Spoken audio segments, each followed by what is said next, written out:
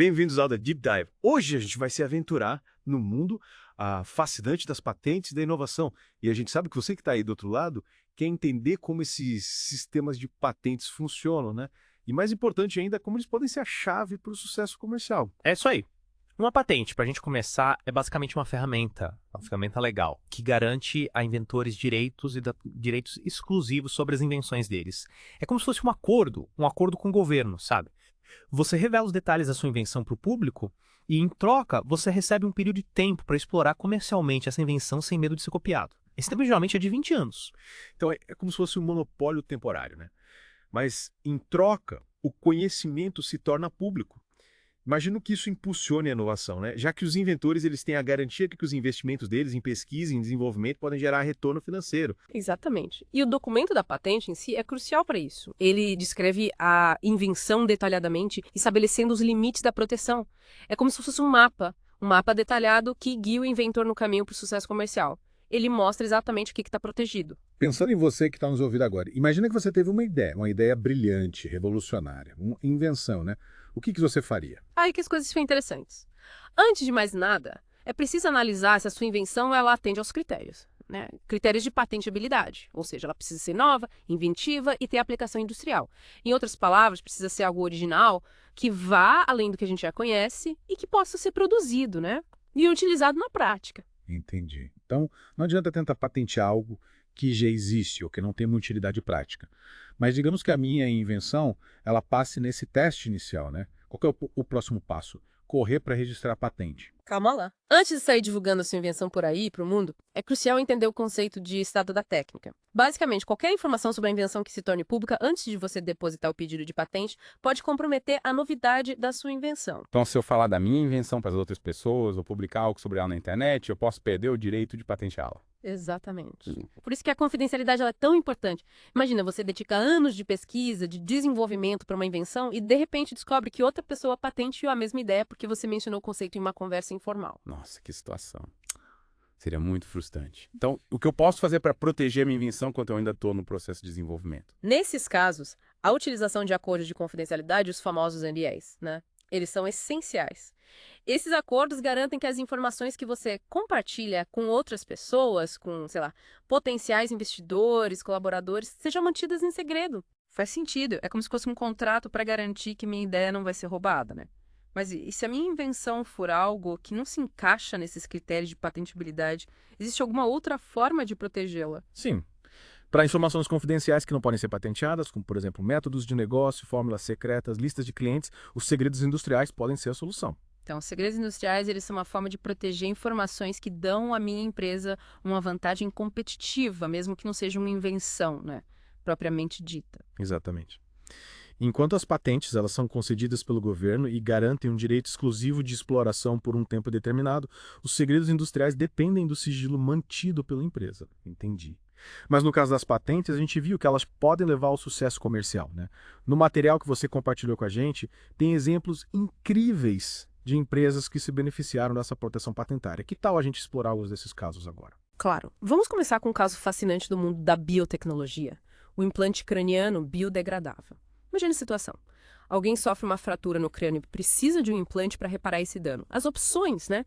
As opções tradicionais são usar osso retirado de outra parte do corpo do paciente ou uma placa de titânio. E qual que é o problema com essas opções? É que ambas têm desvantagens. Retirar osso do próprio paciente é um procedimento, né? Um procedimento doloroso, complexo. E as placas de titânio, apesar de serem eficientes, elas são caras e podem causar infecções. Entendi. Então esse implante biodegradável, ele surge como alternativa. Exatamente. Pesquisadores da Universidade Nacional de Singapura desenvolveram um implante feito de um polímero biodegradável chamado policaprolactona.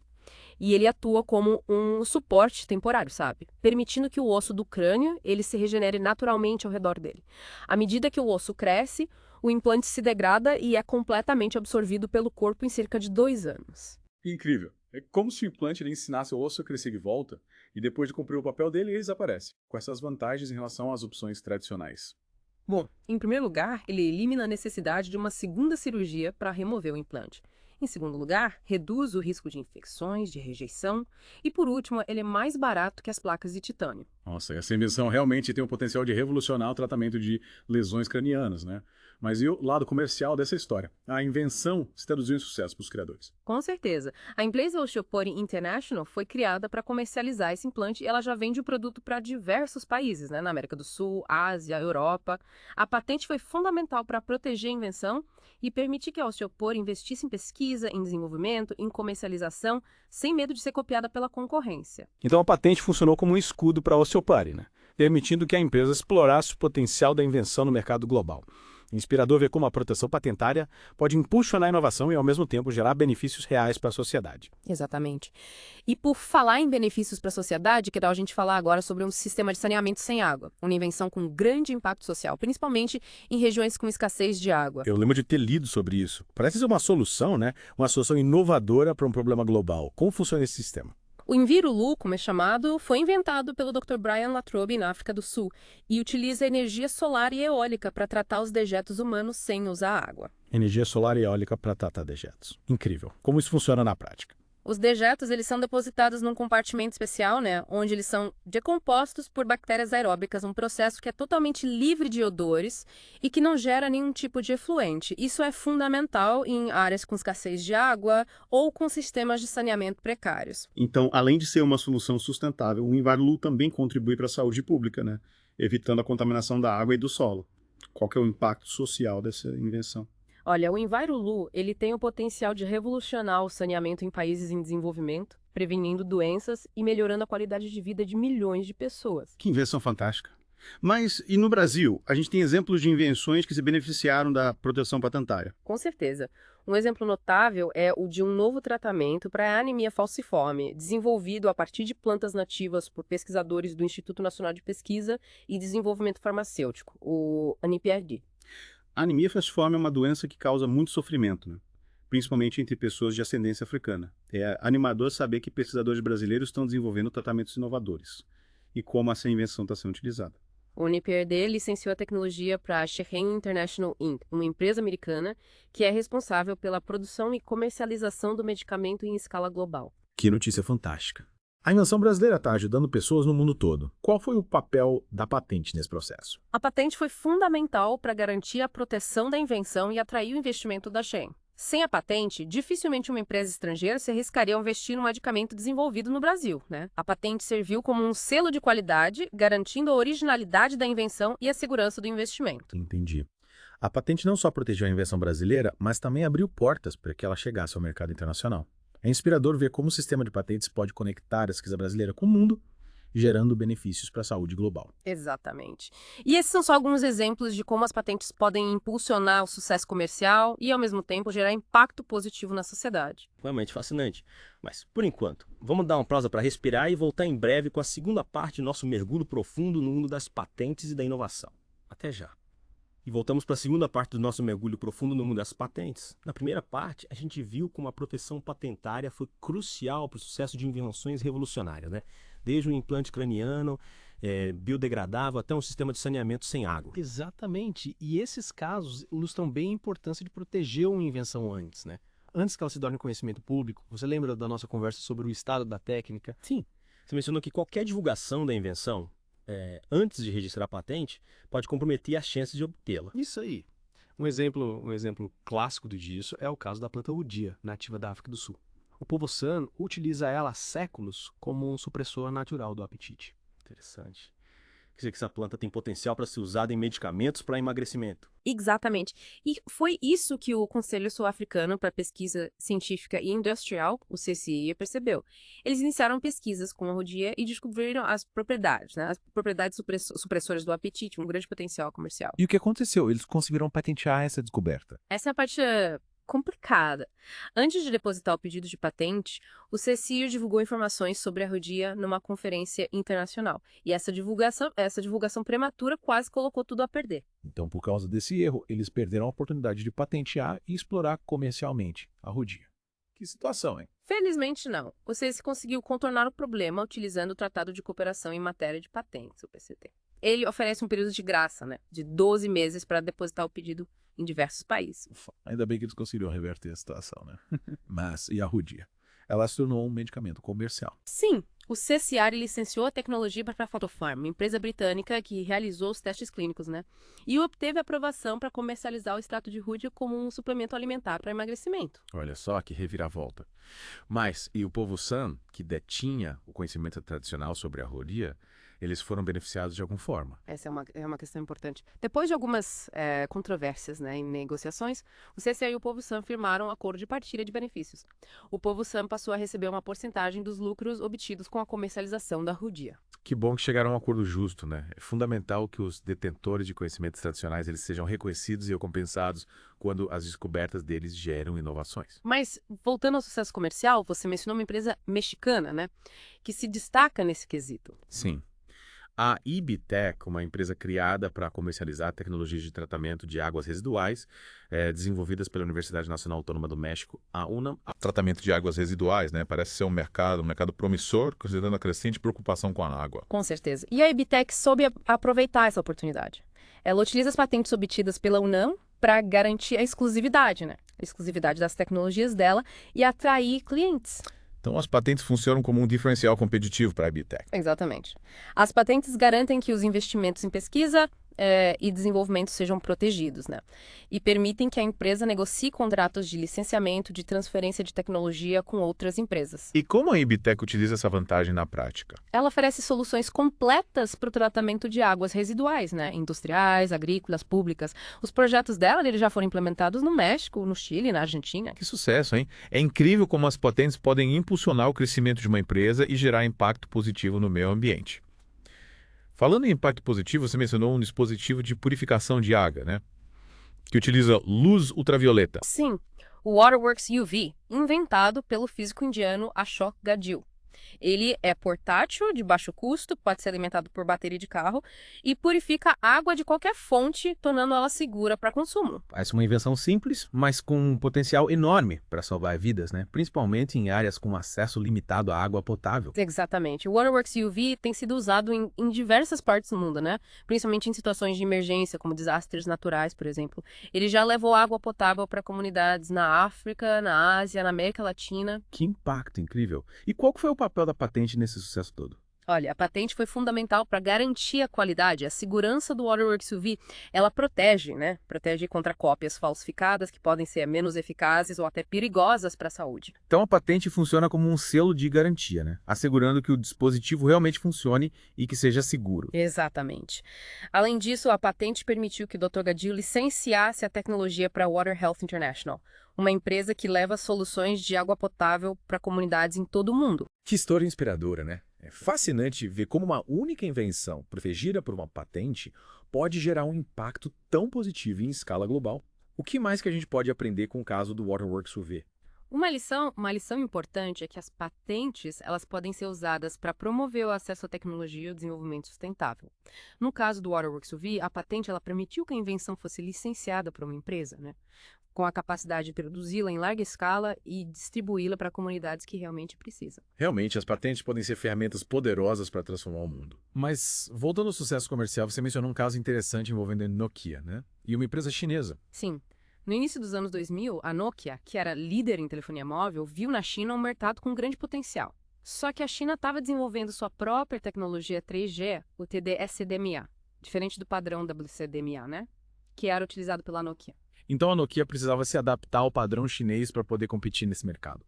Mas como? Através das patentes. A Nokia firmou um acordo de licenciamento cruzado com a Huawei, uma empresa chinesa, que desenvolvia tecnologias por TD-SCDMA. Licenciamento cruzado. O que isso significa? As duas empresas, elas concordaram em compartilhar as patentes delas relacionadas à tecnologia 3G. Isso permitiu que ambas pudessem produzir equipamentos compatíveis com os dois padrões. Que estratégia inteligente.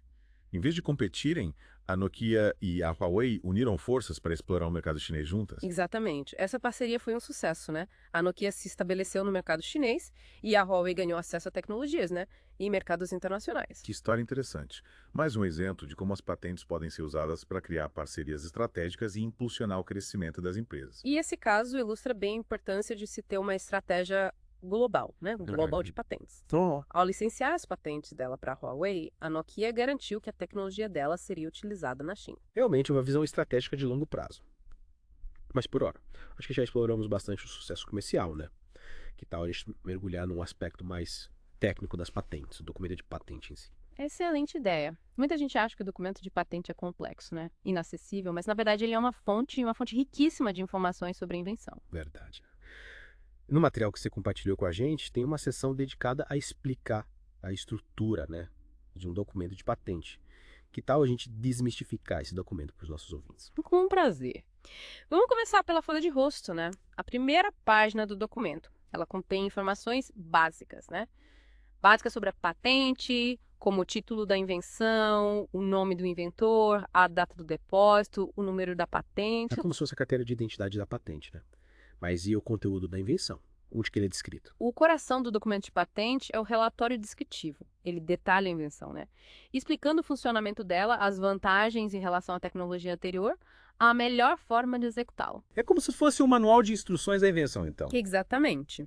O relatório descritivo, ele é fundamental para que qualquer pessoa que entenda do assunto, né, possa compreender e reproduzir a invenção. Ele também é usado pelos examinadores de patentes, né, para avaliar a novidade, a inventividade da invenção. Falando em examinadores, qual que é o papel deles no processo de patenteamento? Os examinadores, eles analisam o pedido de patente, né, e verificam se ele atende aos requisitos legais para concessão da patente. Eles realizam buscas no estado da técnica para verificar se a invenção é realmente nova, né, inventiva. E analisam a clareza, a suficiência da descrição. Eles são como os guardiões do sistema de patentes, né? Garantindo que só as invenções que realmente merecem sejam protegidas. E a parte que define o que a patente protege. Essa é a função das reivindicações, uma das partes mais importantes do documento de patente. Reivindicações. O que são elas? As reivindicações, elas definem o escopo, né? O escopo da proteção conferida pela patente. Elas delimitam de forma precisa o que é protegido pela patente e o que não é. Imagina que você está reivindicando a propriedade de um terreno. Entendi.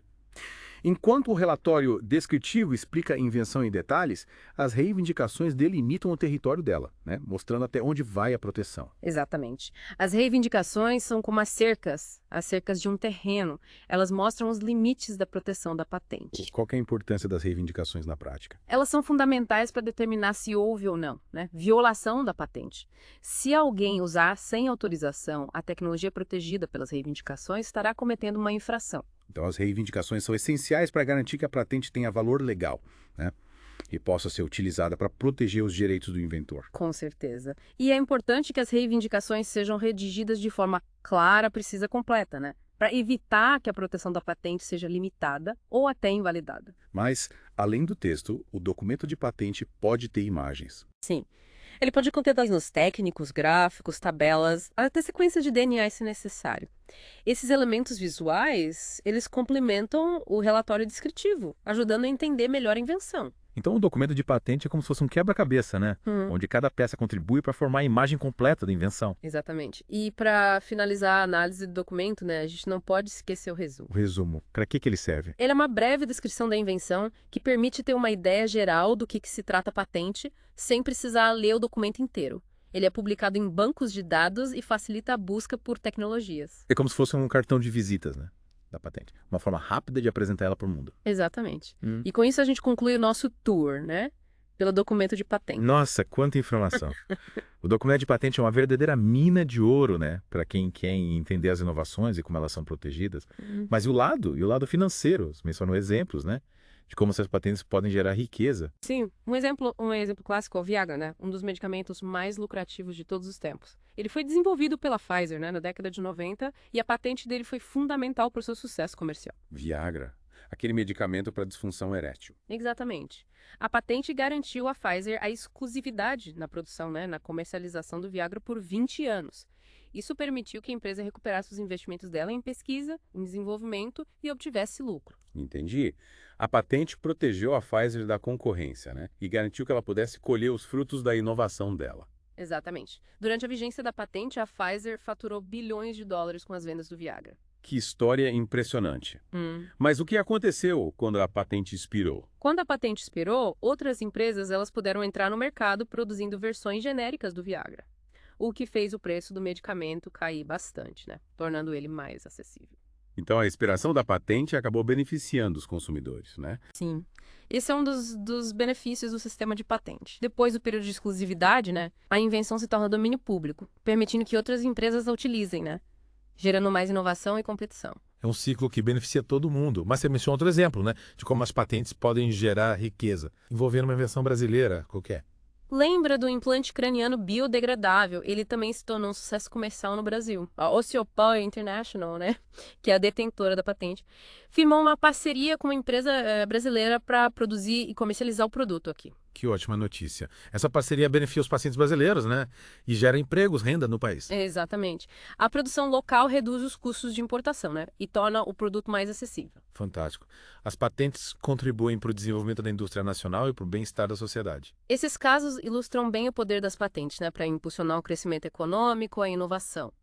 Mas é importante lembrar que as patentes, elas não são a solução mágica, né, para todos os problemas. Com certeza. Elas são só uma parte, né, de um quebra-cabeça complexo que envolve diversos fatores para o sucesso de uma empresa. E por falar em quebra-cabeça complexo, que tal a gente mergulhar agora num aspecto fascinante do mundo das patentes? As diferentes categorias, né? As diferentes categorias de invenção. Parece interessante. Até agora a gente falou sobre medicamentos, dispositivos médicos, tecnologia de comunicação, até plantas. O mais que pode ser patenteado? Quase tudo. O sistema de patentes abrange a gama, né? Uma gama enorme de invenções. Desde produtos, processos, até softwares, materiais, organismos vivos, geneticamente modificados. Que diversidade. Mas como essas invenções, elas são classificadas? Elas são classificadas em diferentes categorias, né? De acordo com a natureza e a função delas. As principais são produto, processo, aparelho e uso. Então, um novo tipo de smartphone seria classificado como um produto, enquanto um método para fabricá-lo seria classificado como um processo. Exatamente. E o aparelho seria o hardware do smartphone, né? Enquanto o uso se referiria às funcionalidades dele. Faz sentido. E qual que é a importância dessa classificação? A classificação, ela facilita a busca, né? A busca por patentes em bancos de dados e ajuda a determinar o escopo, né? O escopo da proteção. Cada categoria tem as suas próprias regras e seus próprios requisitos para a obtenção da patente. É como se cada categoria tivesse o seu próprio manual de instruções, né? Para o processo de patenteamento. Exatamente. E é fundamental que o inventor conheça essas regras para garantir que a invenção dele, né, seja protegida adequadamente. As patentes são ferramentas poderosas, né? Mas é preciso saber usá-las corretamente. Mas por hora, eu acho que já exploramos bastante as categorias de invenção. Que tal a gente dar uma pausa para respirar e voltar em breve com a terceira e última parte do nosso mergulho? Ótima ideia. Ainda temos muito a explorar, né, sobre esse mundo das patentes. Até já. E voltamos para a última parte do nosso mergulho no mundo das patentes. Nas partes anteriores, a gente viu exemplos incríveis de como as patentes impulsionaram o sucesso, né? Sucesso comercial de invenções inovadoras. E exploramos os documentos de patente em detalhes. Exatamente. E agora, para a gente finalizar com chave de ouro, vamos nos aprofundar em um dos elementos mais importantes do documento de patente. As reivindicações. Lembra que você mencionou que as reivindicações, elas definem o escopo de proteção da patente, né?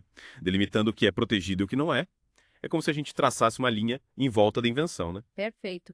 As reivindicações, elas são como as cercas que delimitam o terreno. Elas mostram exatamente o que a sua patente protege. Para a gente entender melhor, vamos analisar um exemplo prático, né? Imagina que você inventou um novo tipo de cadeira de rodas com um sistema inovador de propulsão, que permite subir escadas com mais facilidade. Uma invenção e tanto, hein? Uma cadeira de rodas assim faria uma enorme diferença na vida de muitas pessoas. Mas como as reivindicações protegeriam essa invenção? As reivindicações, elas devem ser redigidas de forma a cobrir todos os aspectos, né? Todos os aspectos inovadores do sistema de propulsão, elas precisam ser claras, precisas, completas, né? Descrevendo os elementos essenciais da invenção e como eles interagem para produzir o resultado desejado. Então, no caso da cadeira de rodas, as reivindicações mencionariam o tipo de motor, o sistema de transmissão, os dispositivos de segurança, né? Exatamente. Elas descreveriam todos os elementos que tornam esse sistema de propulsão único, né? Inovador. A redação das reivindicações é uma tarefa complexa, né? Que exige conhecimento técnico, jurídico. É como um jogo de xadrez, sabe? Onde cada palavra precisa ser cuidadosamente escolhida. Entendi. E como garantir que as reivindicações sejam amplas o suficiente para proteger a invenção, né, contra cópias disfarçadas. Essa é a grande arte da redação de reivindicações, né? Encontrar o equilíbrio entre a especificidade e a abrangência. As reivindicações, elas devem ser específicas o suficiente para descrever a invenção, mas também amplas o suficiente para cobrir variações, né? Aperfeiçoamentos que possam surgir no futuro. Parece um desafio e tanto. É por isso que é fundamental contar com a ajuda de um especialista, né? Um especialista em propriedade intelectual. Com certeza, um profissional, né? Experiente, ele vai saber como redigir as reivindicações de forma estratégica, garantindo a máxima proteção para sua invenção. Além da clareza, né? E da abrangência, outro aspecto fundamental é a definição do estado da técnica. Lembra que o estado da técnica inclui tudo que já foi divulgado publicamente, né? Sobre a invenção, antes de registrar a patente. Isso aí. As reivindicações devem deixar claro quais elementos da invenção são novos, né? E quais já eram conhecidos, para que a patente proteja apenas o que é realmente inovador. Essa delimitação é crucial, né? Para determinar a validade da patente. As reivindicações são como um filtro, né? Separando o que é novo do que já existia. Mas existem diferentes tipos de reivindicações. Sim, elas podem ser independentes ou dependentes. As reivindicações independentes, elas definem a invenção de forma completa, né, autônoma, sem fazer referência a outras reivindicações. Já as dependentes, elas se referem a uma reivindicação independente e adicionam elementos específicos. Entendi.